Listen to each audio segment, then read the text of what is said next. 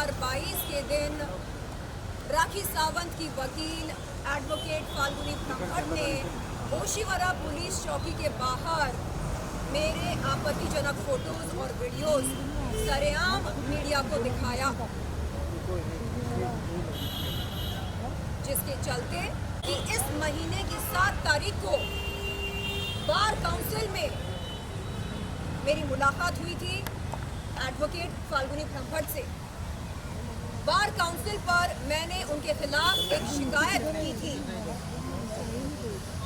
Criminal miss demeanour, criminal misconduct के तहत। Respected officer से कहा कि सर, जिस तरह फाल्गुनी ब्रह्मट ने सरेआम मीडिया के सामने मेरी इज्जत उछाली, मेरी इज्जत की नीलामी करी, अगर उसी तरह सरेआम मीडिया के सामने एडवोकेट फाल्गुनी ब्रह्मट मुझसे माफ़ी मांगती है तो मैं उन्हें माफ़ करने के बारे में ज़रूर सोचना चाहूँगी। बार काउंसिल से बाहर निकलकर एडवोकेट फाल्गुनी ब्रह्मट मुझसे कहती हैं, शैलेंद्र चोपड़ा, अम्बोली पुलिस चौकी में आपने मेरे खिलाफ जो एफआईआर दर्ज कराई है, अगर आप उसे वापस लेंगी तो मैं आपसे माफ़ी मांगूंगी। मैंने उनसे कहा, एडवोकेट साहिबा, एफआईआर और बार काउंसिल की शिकायत ये 2 अलग अलग मुद्दे हैं, 2 अलग अलग बातें हैं। बात हो रही है बार काउंसिल की शिकायत की, बात एफआईआर की तो नहीं हो रही है, तो आप इन 2 मुद्दों को क्यों जोड़ रही हैं?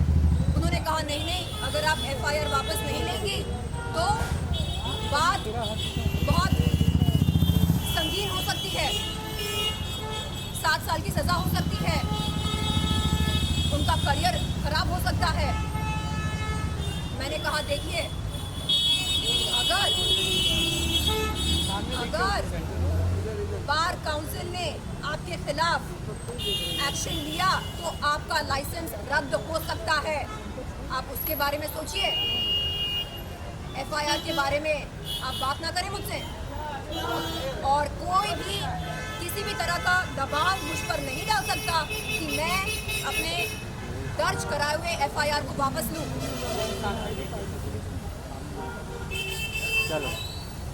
आपको बता दूं कि राखी सावंत ने राजश्री जी के नेल आर्ट स्टूडियो पर मेरे सामने एक दिन एक कागज़ पेश किया और चाहा कि मैं उस कागज़ पर दस्तखत करूं। मैंने उनसे पूछा कि बहन, मुझे पढ़ने दो, इस कागज़ पर क्या लिखा है, ऐसे कैसे दस्तखत कर लूं? तो उसने कहा कि कागज़ पर ये लिखा है कि मैं शैलेंद्र चोपड़ा आपके खिलाफ दर्ज कराए हुए एफआईआर को वापस लेती हूँ।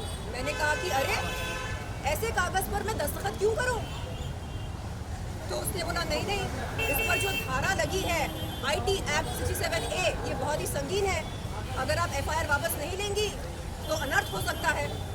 मैंने कहा देखिए, अपने वकील के साथ सलाह मशवरा किए बगैर मैं ऐसा कोई भी निर्णय नहीं ले सकती हूँ, और आप मुझ पर किसी भी तरह का प्रभाव जोर नहीं डाल सकते कि मैं एफआईआर को वापस लूँ। उस दिन से उसके और मेरे बीच में दरार पैदा हुई। उस दिन से वहाँ उस नेल आर्ट स्टूडियो पर जाना मैंने बंद किया। ये बात राशि जी को पता है। मैंने राशि से कई बार ये बात कही कि राशि, आपकी सर्विस, नेल आर्ट स्टूडियो की सर्विस बेहतरीन है, सर्वोत्तम है, लेकिन मैं वहां जा नहीं सकती हूं क्योंकि जब जाती हूं तो मेरे सामने राखी सावंत एक कागज पेश करती है। राखी सावंत, अगर आप ये सुन रही हैं, आप जान लें कि आप गुंडागर्दी नहीं कर सकती हैं।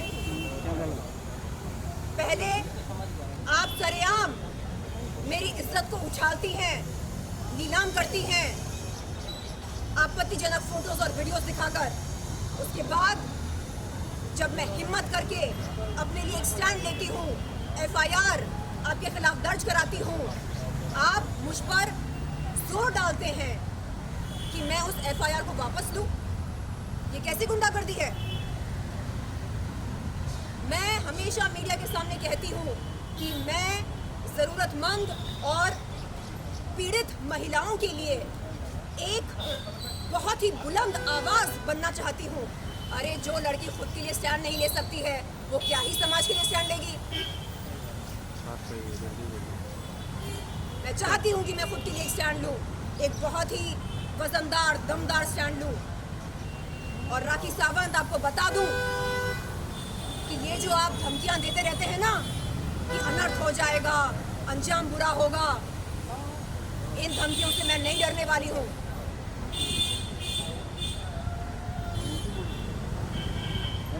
उनकी जो वकील है एडवोकेट फाल्गुनी ब्रह्मभट्ट, उन्होंने 7 अगस्त 2023 के दिन बार काउंसिल में मुझसे कहा, शर्लिन मैं बहुत मुसीबत में हूँ, मैं बहुत परेशान हूँ। मैंने पूछा क्यों, क्या हो गया? उन्होंने कहा राखी सावंत की वजह से वो बहुत परेशान है, राखी सावंत की वजह से वो इस मुसीबत में पड़ गई हैं। मैंने कहा देखिए, ये आपका और उनका आपस का मैटर है, इसमें मैं क्या कर सकती हूँ? उन्होंने कहा नहीं, आप समझती हैं, क्योंकि मैं समझती हूँ। क्या इसका ये मतलब है कि दुनिया भर की मुसीबतों को सिर्फ और सिर्फ मैं समझूं? मैंने उनसे कहा देखिए, मैं समझती हूँ कि अगर बार काउंसिल ने आपके खिलाफ स्ट्रिक्ट एक्शन लिया तो आपका जो लाइसेंस है वो रद्द किया जा सकता है। इस बात को मैं समझती हूँ। आप एक माँ हैं, अगर आपकी लाइसेंस अगर आपसे छीन जाएगी तो आप लॉ कैसे प्रैक्टिस करेंगे? मैं इस बात को समझती हूँ। मैं बार काउंसिल पर की गई शिकायत को वापस लेने के बारे में सोचूंगी, लेकिन उससे पहले जो गलत आपने किया है मेरे साथ उसके बारे में सोचिए। आप माफी मांगने के बारे में सोचिए।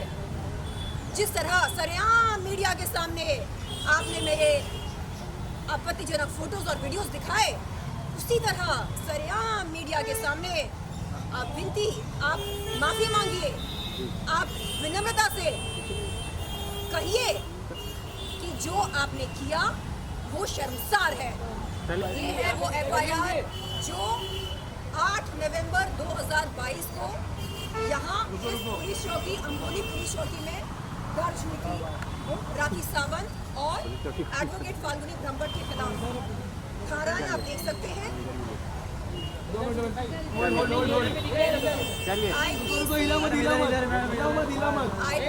354A, IPC 500, IPC 504, IPC 509, ID Act 67A।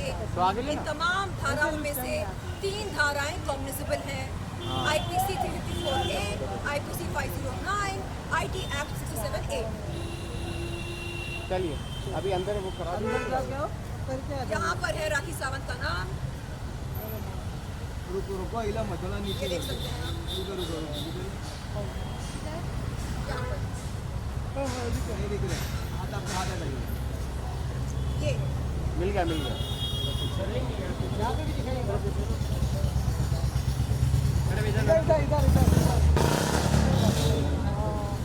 Thank you. अब आप ये बताइए, हाँ, जो हरकत राखी सावंत ने मेरे साथ करी, आज वही हरकत वो राशि के साथ कर रही है।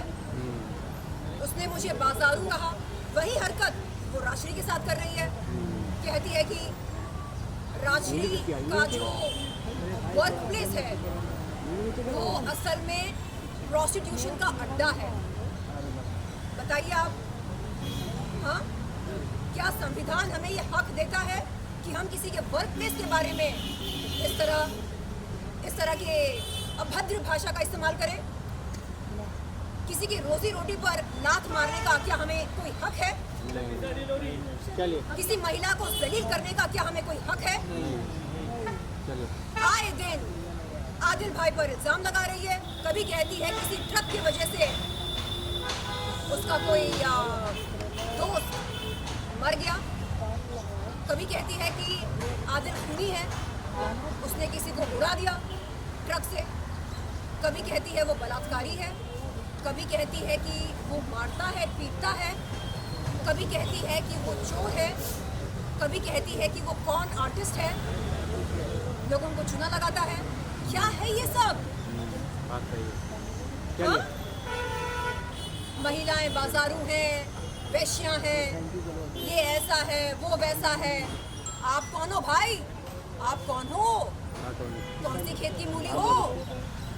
कौन हो आप? हाँ? बाबा राखी सावंत, स्वामी राखी सावंत, कौन हो आप? हाँ? क्या आपकी असलियत से लोग वाकिफ नहीं है?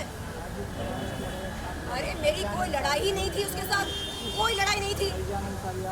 मैं विरोध कर रही थी उन लोगों का जिन्होंने मेरा यौन शोषण किया। उस लड़ाई में ये बीच में आई, उड़ता हुआ तीर लेने की आदत है ना इसको। वो अपराध करती है और फिर हाथ ऊपर करके बोलती है मैंने तो कुछ नहीं किया, मैंने तो कुछ नहीं किया। क्या उसने मुझे बाजारू नहीं कहा? मीडिया के सामने आकर सीना ठोक कर बोला, सुनो सुनो, शर्लिन चोपड़ा को व्यवसाय में रंगे हाथ पकड़ा गया। पता है कहाँ? अलीबाग पुलिस ने पकड़ा, अलीबाग में पकड़ा। क्या हुआ? अंबोली पुलिस ने इस बात की पुष्टि करने के लिए अलीबाग पुलिस को संपर्क किया और अलीबाग पुलिस ने कहा कि उनके पास ऐसी कोई भी एफआईआर नहीं है जिसमें शर्लिन चोपड़ा का नाम मौजूद हो बतौर आरोपी। क्या है ये? इतना बड़ा झूठ, इतना बड़ा झूठ! शर्म करो, संविधान के साथ, कानून के साथ खिलवाड़ मत करो। जिसके पास जो सबूत है वो पेश करे और पुलिस जांच पड़ताल करे। मैं जानने आई हूँ कि चार्जशीट फाइल हुई या नहीं, और अगर नहीं हुई तो कब तक होगी।